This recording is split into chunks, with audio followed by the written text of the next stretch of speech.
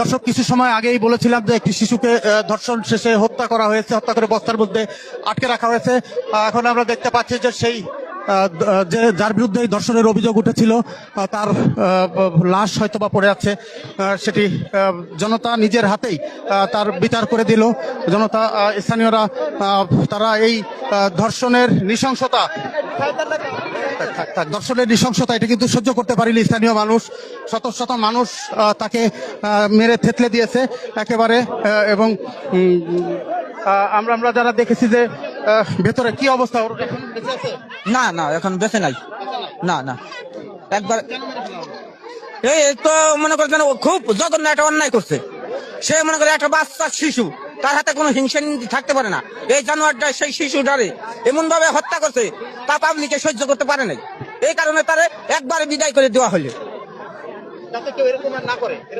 এরকম তো তার কেউ না করে, সেই কথা করে দেওয়া হইলো রে। খুবই অন্যায় করছে। হ্যাঁ, খুব অন্যায় করছে। অন্যায় করতে তো সাদা পাইলো, যে অন্যায় করছে এই অন্যায় সে সাদা বলে যাতে করে দেবে, মারা ধরা হইলো, যাতে এরকম যাতে কেউ না করে, ওর দেয়া সবাই যাতে হেদায়ত হয়ে যায়। হ্যাঁ, এরকম মালিক এরকম থাকতে হবে। দর্শক, বলছিলাম এই চর নসিপুরের যে ঘটনা, চর নসিপুরে ক্লাস 1-এ পড়ে ছোট্ট একটি শিশু, সেই শিশুটি গতকাল বিকাল থেকে নিখোঁজ হয় এবং নিখোঁজ হওয়ার পর থেকেই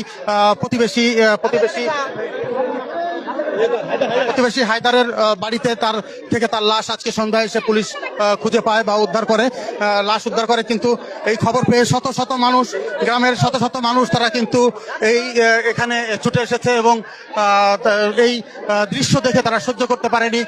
তারা ঘর ভেঙে তারা এই ঘরের মধ্যে প্রবেশ করে এবং যার বিরুদ্ধে এই ধর্ষণ এবং হত্যার অভিযোগ উঠেছিল তাকে নিজের হাতেই স্থানীয় জনতা বেধড়ক পিটিয়েছে এবং বলা হচ্ছে যে সে এরই মধ্যে মারা গেছে, সেটি জনতা বলছে যে তার, এবং বলছেন যে এটি আসলে তারা ক্ষুব্ধ হয়ে আসলে এই বিচারের যে মব জাস্টিস বা যাই বলি, এই ঘটনাটি ঘটিয়েছে, যাতে কেউ এর ধরনের ঘটনা আর কখনো না ঘটায়, কেউ যাতে এমন ঘটনা আর কখনো না ঘটে, তাই দৃষ্টান্তমূলক শাস্তি তারা দিয়েছে, এটি দাবি করছেন।